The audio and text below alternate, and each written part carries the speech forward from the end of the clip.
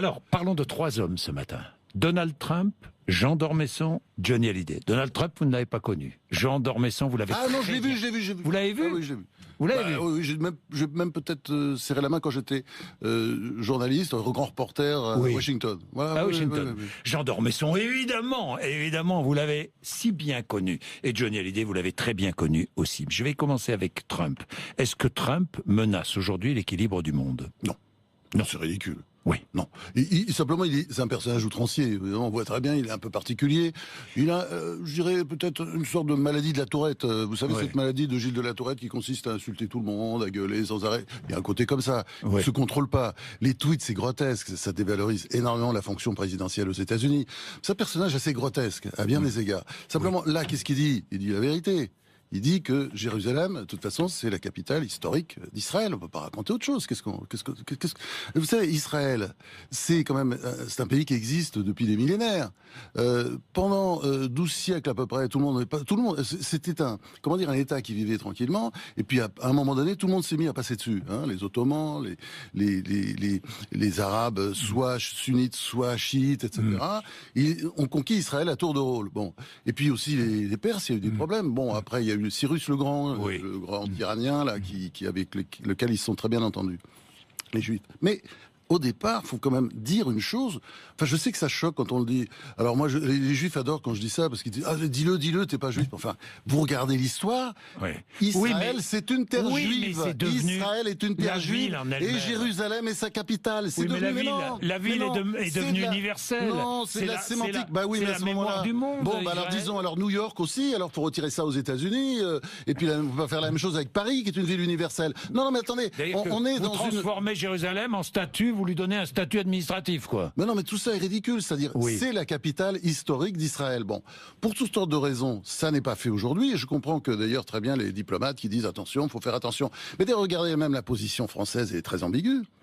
Parce que il dit qu'il n'est pas d'accord, Emmanuel Macron. Mais il condamne pas. Il condamne pas pourquoi? Parce que c'est la réalité, tout le monde le sait. C'est une réalité qu'on n'ose pas aborder. Par une sorte de sémantique, si vous voulez, la Palestine, Israël, c'est devenu une terre arabe. Ça n'a jamais été une terre arabe. C'est une terre qui a été envahie régulièrement par les Arabes historiquement. Mais je le dis, moi, parce que c'est dans tous les livres d'histoire. Simplement, on oublie l'histoire aujourd'hui. Vous voyez, on voudrait recommencer à zéro. Et la sémantique a fait que, par exemple, regardez, la Palestine, jusqu'en 1945, Palestine, ça voulait dire juif, ça voulait dire Israël. Relisez les livres de l'époque. Le grand journal israélien, Jérusalem Post, à l'époque, s'appelait le Palestine Post. Tout ça a changé, la sémantique a changé. Moi, attendez, une fois que je dis ça, je suis pour un État palestinien. Je trouve que c'est la justice. Mais n'oubliez pas aussi... Quelle capitale? Ah bah ça, une capitale à trouver, mais une capitale à trouver, une capitale à inventer. Mais je veux dire, faut pas refaire l'histoire. Aujourd'hui, on refait complètement l'histoire. Les Palestiniens ne peuvent pas dire Jérusalem est notre capitale. Ben attendez, historiquement, c'est une capitale. Je répète, c'est la capitale d'un État juif. Qui est là depuis des millénaires. Et alors après, effectivement, tout le monde a essayé de la conquérir, la pauvre Israël. Et puis c'est ce qui s'est passé. Mais je veux dire, je comprends pas cette façon de refaire l'histoire en permanence. Alors Trump, il a raison sur le fond. Évidemment, il a totalement tort sur la forme. Bon, cela étant, c'est pas avec l'ONU que ça se réglera ce genre d'affaires. C'est un processus forcément qui sera long et compliqué. Il part trop vite comme d'habitude. Simplement, il pose un vrai problème. Bon, ça va mettre le feu quelque temps. Il est aussi dans une situation qui est un peu différente aussi, stratégiquement, parce que il a l'air un peu fou comme ça. Mais regardez ce qui se passe en Arabie Saoudite. Les États-Unis, rien ne compte. Non. Le climat, la politique étrangère. Attends, je veux pas le défendre. Il est absolument indéfendable sur tous les sujets, y compris sur celui-là. Mais il arrive à un moment historique aussi où l'Arabie Saoudite s'interroge face à l'Iran et évolue très vite. Il y a un prince héritier moderne qui a envie de tout changer dans son pays et ça commence très vite. Vous le voyez, on le voit chaque jour. Il y a une information qui montre que. Et c'est pas Gorbatchev, c'est-à-dire c'est pas quelqu'un, on sent très bien, qui fait des réformes sous la pression. C'est quelqu'un qui avance vite et qui a une main de fer. Alors parlons de Jean d'Ormesson et des Juifs parce qu'il en a beaucoup parlé. Il était fasciné. Il y a un très beau roman de Jean d'Ormesson qui s'appelle Le Juif errant, bien entendu, qu'il faut lire. Exactement. Sans oublier tous les autres, comme La douane de mer, Relation etc. parfois tumultueuse. Oui, bien sûr, Hein, bien parfois. sûr. Mais vous savez, c'est un esprit très libre, Jean d'Ormesson. Oui. Hein, on en fait aujourd'hui une sorte d'icône comme ça. Mais non, au contraire, il adorait provoquer. Et puis, quand je lis ou quand j'entends certains commentateurs, ça m'amuse beaucoup. Parce que c'est quand même quelqu'un qui pouvait parler volontiers comme un charretier. Hein. Oui. Il disait au milieu d'une émission, qu'est-ce que c'est chiant. Moi, je sais Oui. parce qu'il me l'a fait un jour. Ça m'a fait rire d'ailleurs. Mais il était comme ça. Oui, il était comme ça, c'est Libre, vrai. libre. Oui. Bon, moi je me souviens de l'affaire Bousquet, hein, Oui. et de François Mitterrand, qui disait d'Ormesson à parler de l'influence du lobby juif en France. Oui. Oui. Oui, mais attendez, Mitterrand, Oui. on peut lui faire des tas de reproches, il était tout sauf antisémite, il était même philosémite. Quand il a dit ça, c'était, disons, à la fin de sa vie, quand c'était un peu compliqué, qu'il était attaqué de toutes parts, notamment à cause de l'histoire Bousquet, et puis Oui. il y avait l'histoire de la Francisque, etc. Donc il a parlé d'un lobby juif. Enfin, Mitterrand ne disait pas le lobby juif comme aurait pu le dire Brasillac ou n'importe quel collabo. Il le disait, comme ça, c'était un terme qui a été employé. Donc faut pas non plus transformer Mitterrand en antisémite. Jean d'Ormesson, les derniers mots les derniers mots. Certaines phrases de son dernier livre ont été lues hier soir par sa fille, Héloïse d'Ormesson, sur France 5. Je vais vous lire un tout petit extrait. « Et moi, qui m'imaginais devoir vivre pour toujours, qu'est-ce que je deviens ?» Qu'est-ce que je il nous deviens? posait des tas de questions comme ça. Oui, Et c'est un sans cesse, personnage. hein. Il Mais posait c'est un beaucoup de personnage. questions. C'est pour ça qu'il y a tellement d'émotions à Saint-Maur. Vous savez, un pays, c'est quoi? Oui. Il y a quelques. Bon, nous, c'est égalité. Puis aussi quand même liberté, fraternité. Hein, Oui. Mais c'est ça, la France. Oui. Et puis, faut penser aux fondations. Dans les fondations, il y a des hommes. Il y a des hommes et des femmes qui comptent, qui incarnent le pays. Et Jean d'Ormesson, c'était une des pierres de ces fondations, comme Johnny. C'était une pierre. C'était tous les deux des grosses pierres. Oui, oui.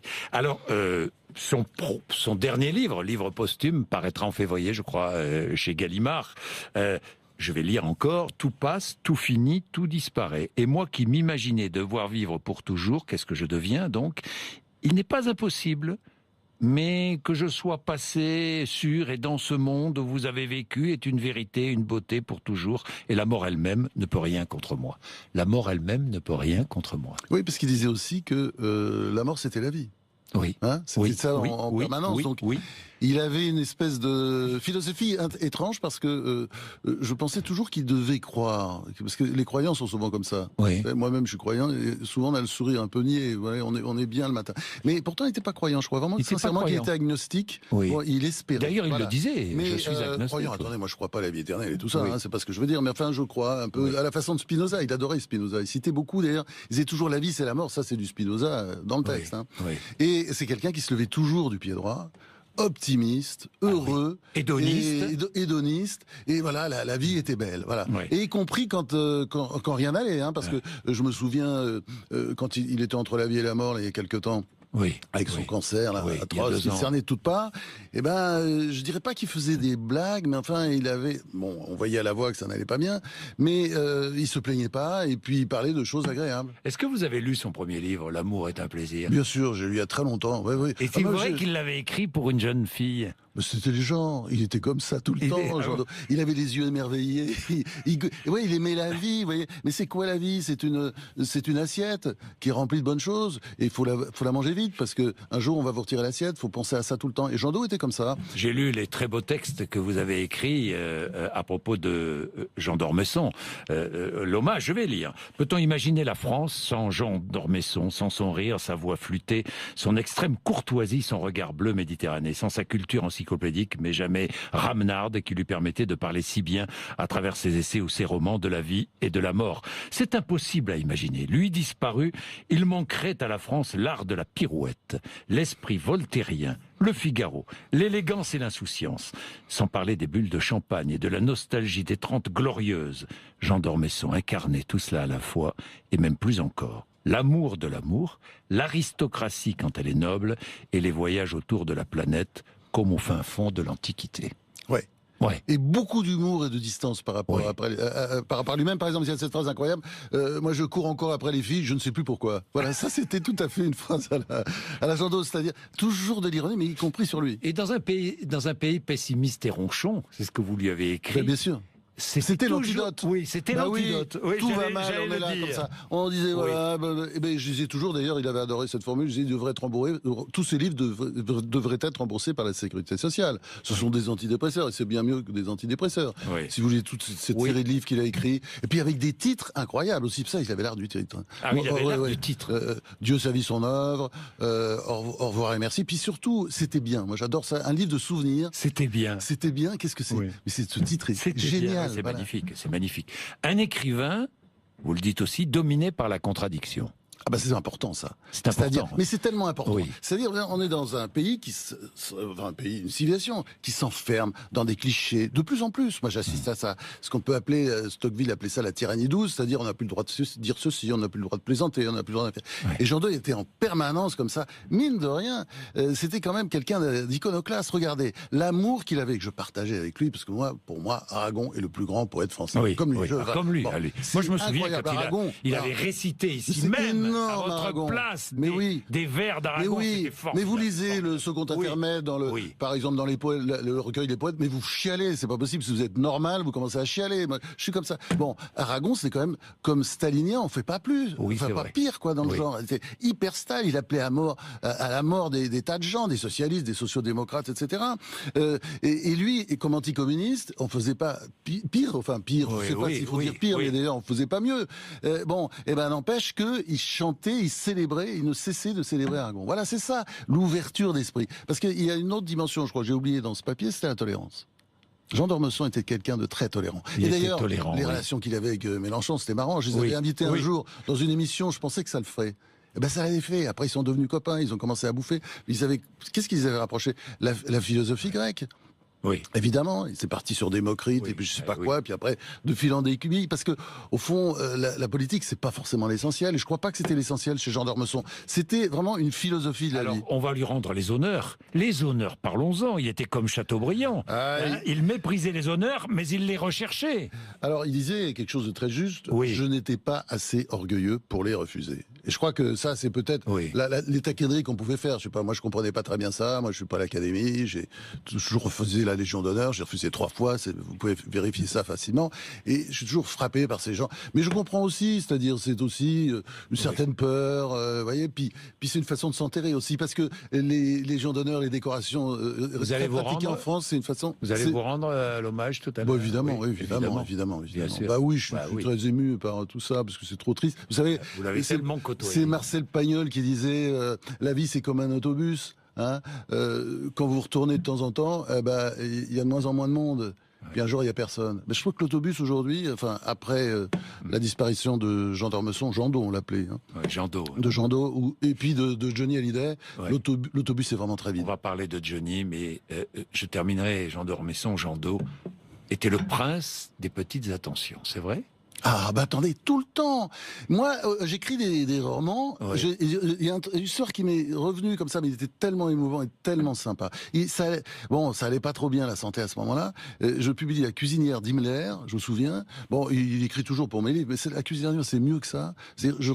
Au fur et à mesure qu'il lisait, il m'envoyait une petite lettre. Je les ai gardées. Mais c'était merveilleux. Oui, il commentait avec drôlerie. En se foutant toujours un peu de ma gueule, d'ailleurs. Mais enfin, vous voyez qu'il aimait le bouquin. Bon, c'est-à-dire, voilà. C'était ça, Jean d'Ormesson. Les petites attentions en permanence. Adorable. Vous savez qu'il y a quelque chose qui impossible de ne pas l'aimer. Il y a quelque chose qui les rapproche, les Johnny Hallyday et Jean d'Ormesson. Jean d'Ormesson est né un 16 juin et Johnny Hallyday le 15 juin. 15 juin, absolument. Même moi, à un jour près, c'était pratiquement le même jour. C'était le même jour. Johnny, lui aussi, si fort et si fragile, lui. Alors lui, oui. Johnny, c'était le contraire. C'est-à-dire, c'était l'optimisme, Jean d'Ormesson, c'est-à-dire tout de suite solaire, personnage solaire, qui n'aime que la nage, comme il dit, le ski, les femmes, etc. Bon. Et Johnny, qui aime aussi la nage, le ski et les femmes, Johnny, lui, c'est un personnage triste. En fait, c'est toujours l'enfant abandonné qu'il était quand il était petit, abandonné par son père, pas oublier, à 6 ou 8 mois, je sais pas trop, enfin, les dates varient, mais à 6 ou 8 mois, en tout cas, il est abandonné par son père, qui vend tout dans la maison, y compris les habits de son propre fils, et nouveau-né, donc, il le laisse sur une couverture, hein. Il s'en va avec une autre femme, voilà, et puis avec l'argent de ce qu'il a vendu dans l'appartement. Et d'une certaine manière, pratiquement d'une certaine manière, c'est plus compliqué. Et moi, je me souviens l'avoir interviewé une fois, C'était atroce parce que, bon, je posais des questions de journaliste, c'est-à-dire, bon, je comprends pas, je lui disais, mais le 25 décembre, le 24 décembre, donc tu voyais pas ta mère le 24-25 ? Il répondait pas trop, mais je veux dire, ça voulait dire qu'elle n'avait pas dit à son mari qu'elle avait un autre enfant. Son nouveau Mais mari, sinon, elle n'avait pas dit qu'elle avait sinon tu serais allé le 24 ou tu serais allé le 25. Ouais. Non, donc, ta mère ne l'avait pas dit. Et je me souviens qu'il s'était retourné, puis quand on fait des interviews, en tout cas en presse écrite, c'est pas comme vous, on peut faire des silences, et puis souvent, après un long silence, il y a de très bonnes choses qui sortent. Et donc, je pensais qu'il réfléchissait à une formule, un truc, et puis brusquement il se retourne, il avait le visage couvert de larmes, et il dit t'arrêtes. Évidemment j'ai arrêté, je pensais que j'étais allé trop loin. Mais c'est quelque chose qui était très sensible, il portait ça en permanence, et je crois que c'est ça que les Français aimaient chez lui. Bon, c'est évidemment la continuité, parce que alors lui, depuis le temps, presque 60 ans, première chanson, 1958, tout le monde l'oublie, hein, je me sens si seul, déjà la solitude, c'était quelqu'un qui se sentait seul depuis l'enfance, quoi, une enfance très compliquée. Oui, très compliquée, qui l'a beaucoup marqué. La France rend hommage à ces deux hommes qui appartiennent au patrimoine, tout le monde le dit. Oui, mais attendez, c'est énorme. C'est vrai, c'est vrai. De toute façon, Jean Do, tous ces connards qui vous expliquaient, c'est léger, c'est du champagne. Ben non, vous verrez qu'on le lira encore dans 20 ans, dans 30 ans, parce que c'est la France. Quant à Johnny, mais il y avait les mêmes connards qui expliquaient que Johnny c'était nul. Oui, que c'était nul, etc. Enfin, ces connards, ils n'avaient jamais assisté à un concert de Johnny Day. Moi, j'adore l'opéra, j'adore toutes les musiques, hein. Mais il avait la voix des grands. Il avait la voix. Qu'est-ce que c'est la voix de Calas, par exemple, à Calas. C'est un petit oiseau blessé. C'est ça qu'on aime. Et il fait pleurer, d'ailleurs, instantanément. Qu'est-ce que c'est la voix de Luciano Pavarotti quand il fait le grand air de Tosca? C'est également pareil. C'est quelqu'un qui est déchiré complètement. Et on se met à chialer quand on l'entend. Et qu'est-ce que c'était Johnny? On allait voir. C'était la même chose. Et on chialait dans ses concerts. D'ailleurs, une voix. Quand on le rencontrait, vous l'avez rencontré plusieurs fois, vous avez passé des nuits. Avec lui, des soirées, le problème de Johnny, c'était quand j'étais jeune, 2-3 fois, plusieurs fois même, plus que ça. Je me suis retrouvé dans des soirées, c'était vrai, ça fumait des clopes, ça buvait des coups, tout ça. On s'emmerdait un peu, quoi. Et c'était un peu, on retardait la nuit. On retardait comme les enfants l'heure d'aller se coucher. Et là, vous retournez à l'enfance. Vous voyez, c'était le petit enfant qui avait peur d'aller se coucher presque. Et puis en même temps, de temps en temps, il fait des blagues incroyables. On discute, mais beaucoup d'humour derrière ça, parce qu'il était pessimiste, enfin il était triste, hein, c'est vrai, mélancolique, et en même temps beaucoup d'humour. Il racontait des histoires. Alors lui aussi l'autodérision, hein. Par exemple, il racontait un jour une histoire incroyable. C'était avec une de ses femmes, je ne vais pas citer laquelle, il me dit je rentre tard le soir, complètement bourré, j'ai oublié que ma femme est là, et j'arrive, voilà, j'allume pas la lumière dans la chambre, on commence à se déshabiller avec la jeune fille qui l'a ramené je ne sais où, puis brusquement la lumière s'allume, c'est ma femme, merde, elle est là, elle crie à la jeune fille, mais qu'est-ce que vous faites là? Et il dit moi, j'ai rien trouvé, tu peux rien trouver dans un coq comme ça. Je me retourne vers elle et je dis, mais qu'est-ce que vous faites là? ça c'était Johnny, il y avait toujours des histoires comme ça. Bon, quelle est votre chanson préférée de Johnny? Moi j'en ai plein, évidemment, l'envie d'avoir envie, tout ça, elle est merveilleuse, mais Derrière l'amour, et surtout à la fin d'ailleurs, quand il part en vrille, elle est on va formidable, écouter cette Derrière chanson. l'amour, alors un petit pour vous. Ah, c'est une belle chanson. Allez, mais il y en a plein de belles. Hein. Oui. Donne-moi ton cœur pour y vivre et pour y mourir.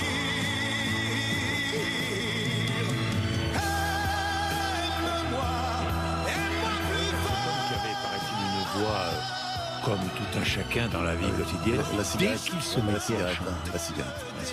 Ah oui, ça je crois. Ouais. Dès qu'il se mettait à chanter. C'était incroyable, il nous incroyable. transportait. Dès qu'il était sur scène. Oui, moi, j'étais à un de ses anniversaires, c'était le 15 juin 2010. Hein, quand il était rentré, il avait fait venir quelques copains comme ça. Je crois qu'on était sur une péniche et on le regardait, une sorte de mort-vivant. Il était complètement éteint, il était comme ça. C'était l'époque, vous savez, il sortait il était vraiment, il était pas dans un long coma, etc. Et c'était comme un mort-vivant. Et brusquement, il y a un type qui dit vers 11h30 du soir, tiens, Johnny, tu peux pas chanter un coup? Il se lève, il a fait une espèce de bof pendant 1 heure. C'était ça. Il était fait pour la scène. Et vous savez, quand il partait dans ses longues tournées, c'était un autre Johnny parce il buvait plus. Il avait fait de la muscu, hein, pour se préparer. Enfin, il travaillait parce que c'était un perfectionniste en même temps. Ah oui, ça tout le monde l'a dit. C'est pas un artiste comme ça qui croit à son génie. C'était un type qui bossait comme un malade. Et d'ailleurs, regardez ses concerts comparés avec Mick Jagger. Mick Jagger, je suis désolé, ça choque toujours quand on est, mais il chante faux. C'est horrible. Bon, il s'agite un peu, bon, il fait du jogging sur la scène. Johnny, c'était vraiment le professionnel. Il chante juste, toujours juste. C'est vrai. Merci François-Olivier Merci. Gisbert d'être venu nous voir. Merci. 8h56, RMC et BFM TV.